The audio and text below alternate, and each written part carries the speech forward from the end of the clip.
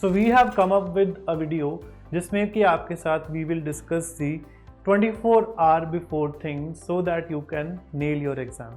एक दिन पहले कोशिश करो कि अपने एग्जाम इन्वायरमेंट में जाने की, उसको विजुअलाइज करने की, उसको दिमाग में सिनेरियोस को रिपीट करने की. उससे क्या फ़ायदा होगा? It is going to uplift your performance. I want कि आप अपना सारा एग्ज़ाम की अटेम्प्टेशन पे, एग्ज़ाम को इम्प्रूव करने पे लगाओ. Hello students, welcome back to PW IELTS Prep. There are many aspects whenever you are appearing in any exam or any test. First of them is that you should know the subject very well. If you do not understand the subject very well, if you do not know about the subject very well, you will definitely not be able to nail the exam. Second thing, what is your attitude towards the exam? How are you approaching the exam? आपका attitude कैसा है? How confidently you are appearing in the exam? How comfortable you are with the exam environment? उस चीज़ का आपके exam performance में there is a lot of effect. तो you have to make sure आप अपने आप को कॉन्फिडेंट फील करवाएं, आप अपने आप को कंफर्टेबल फील करवाएं before you appear in any of the test or any of the exam. So we have come up with a video जिसमें कि आपके साथ we will discuss the 24 hour before things so that you can nail your exam, right? So without wasting time, let's get started. So enough of studies now. अब हमें study नहीं करनी है. जो भी हमने पढ़ लिया, जो भी हमने समझ लिया, बहुत है. अब और कुछ नहीं गेन करना है, अब और कुछ नहीं समझना है, right? Do not learn anything new in the last night. आपको मेक श्योर करना है कि आपको कुछ ऐसा नहीं सीखना है जो भी आपको एग्जाम के एक दिन पहले ही जाना है. Your knowledge, your brain should be free from the knowledge and new knowledge. Thank. उसके बाद don't learn any new stuff in the morning. जिस मॉर्निंग आप जाने वाले हो, जिस morning you are going to appear in the exam, you have to make sure कोई भी नया कॉन्सेप्ट नहीं सीखना है आपको, कोई भी नई चीज़ नहीं सीखनी है. Because if you learn new thing, वो आपके दिमाग में घूमती रहेगी and you will not be able to perform very well. हो सकता है आपने जो पुरानी नॉलेज गेन करी है उस सब्जेक्ट के रिलेटेड, वो भी आप भूल जाओ, right? So do not learn anything new, keep your mind relaxed and काम. Second thing you need to do is you need to turn your English mode on. How do you need to turn your English mode on, or how do we turn basically English mode on? First of all, आपको English के environment में जाना है. You have to go to the environment of the English. Why? Because brain जो है ना आपका, whatever your mind is, जैसे भी वो वर्क करता है, it actually adapts the environment. जैसा भी आपका environment है उसको बहुत जल्दी से वो अडेप्ट करता है. तो उसको इंग्लिश में लाने के लिए what do you need to do? You can simply watch an English movie, और you can listen to a podcast maybe, और you can simply listen to some English music, ताकि आपका ब्रेन जो है वो इंग्लिश मोड में आ जाए. Because आइल्स क्या है? आपका इंग्लिश का एग्जाम है. If you are already in English mode, if you are already, जो ब्रेन है आपका इंग्लिश मोड में है, तो ये performance will definitely improve. Then review your exam strategies. जो भी आपने एग्जाम स्ट्रेटजी सीखी हैं पहले, उनको एक बार रिव्यू कर लेते हैं, ताकि आपका 24 आवर्स पहले ही सारा दिमाग जो है वो एकदम काम हो जाए और आपका एग्जाम एंजाइटी जो है वो एकदम लो हो जाए, so that you can perform. You have to go through each section. जो भी आपने वहाँ पे परफॉर्म करना है, एक बार लिसनिंग हो गया, रीडिंग हो गया, राइटिंग हो गया. स्पीकिंग तो जो होता है वो आपका किसी और दिन होता है, राइट? एग्जाम वाले दिन तो आपका लिसनिंग, रीडिंग और राइटिंग ही होगा. उसके लिए मेजर स्ट्रैटेजीज क्या है? You are highlighting words or not. You need to make sure that whatever key words you have, whatever important words that you have in your reading, in your listening, in your writing, that keyword should be highlighted properly. Then you need to make sure that you read quickly. आपको इसके लिए थोड़ा सा speed reading का habit develop करना पड़ेगा, because IELTS की reading में आपके each text is going to have 1000 to 1200 words. If you do not speed read, if you do not read quickly, definitely it will affect your time management skills. Then you need to listen carefully whatever you are listening. आपका listening जो होता है IELTS test का, one of the major aspect of listening is concentration. How well do you concentrate? If you lose your concentration in your listening exam, you will definitely lose the answers and that would lead to less scores. Make sure you give appropriate amount of concentration to your listening test so that you do not miss the answers.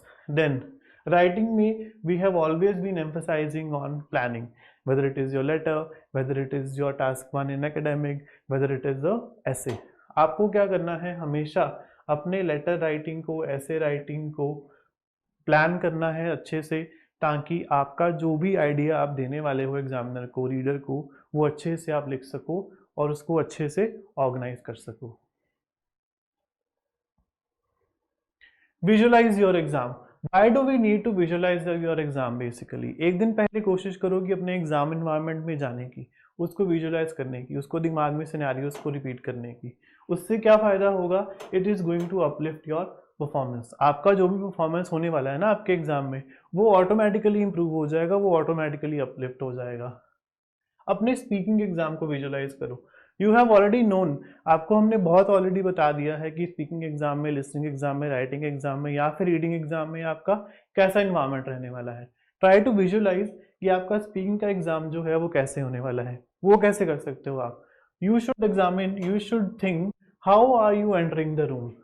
Room से enter होने तक को लेके room से बाहर आने तक का सफर आपको सोचना है, अपने दिमाग में रखना है उस चीज़ को। कैसे आपने एग्जामिनर को हेलो बोला? Why?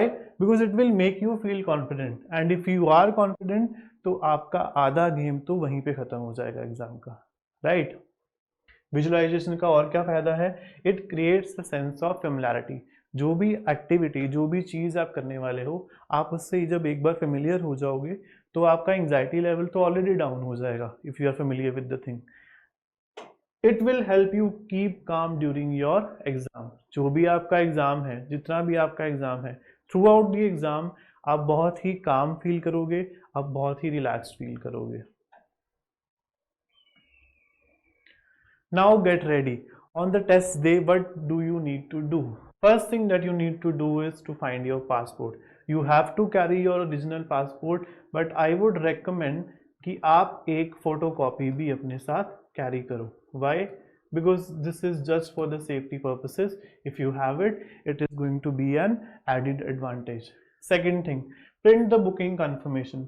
जो भी आपको email आया है, उस email को basically एक print out निकलवा लो। I will suggest that it should be a colored copy. Why? If it is a colored copy तो उसको read करना बहुत easy रहता है आपके लिए भी और दूसरे इंसान के लिए भी। Then make sure you have the precise address. How did I make sure when I was appearing in my IELTS test? मैं एक दिन पहले ही टेस्ट वेन्यू पे चला गया था। I confirmed कि मुझे कहाँ पे जाना है, कैसे जाना है। It would make easy for you ताकि आप टाइम वेस्ट ना करो। Then checking the traffic reports.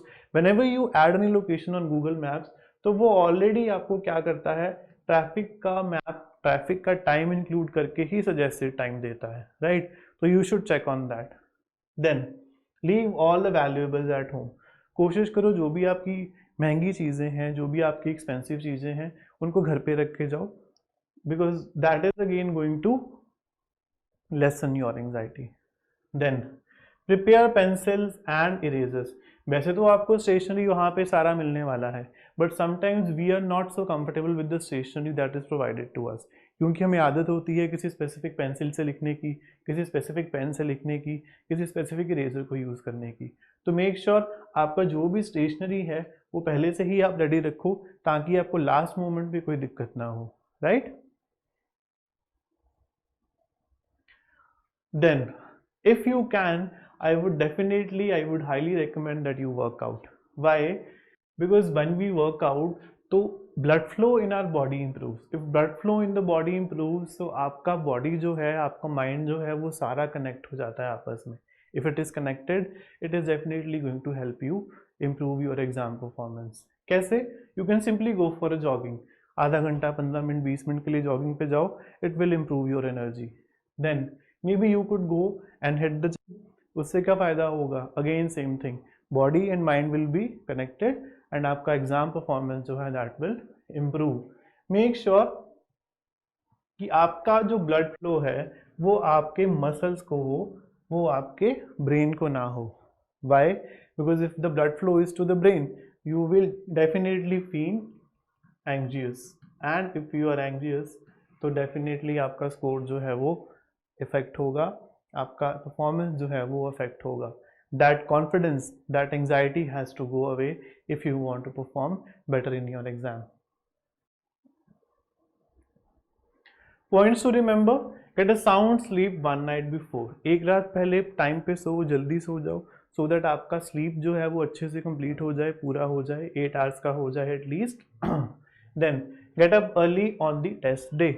सुबह जिस दिन आपका टेस्ट है उस दिन कोशिश करो जल्दी उठ जाने की. Make sure at 6 AM you leave the bed. Have a good breakfast, अच्छे से खाना खा के जाओ, because it is going to take time. 2-3 घंटे का प्रोसेस होने वाला है, समटाइम ज़्यादा भी लग जाता है.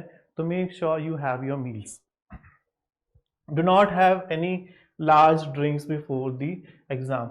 मेक श्योर कि आप ज़्यादा पानी या कुछ भी ऐसा ड्रिंक मत लो, because definitely if you have drinks you will want to pee. If you want to pee, आपका जो है टाइम वेस्टेज होने वाला है. वो टाइम जो है वो आपका डेफिनेटली एग्जाम के टाइम में से माइनस होने वाला है, which we do not want.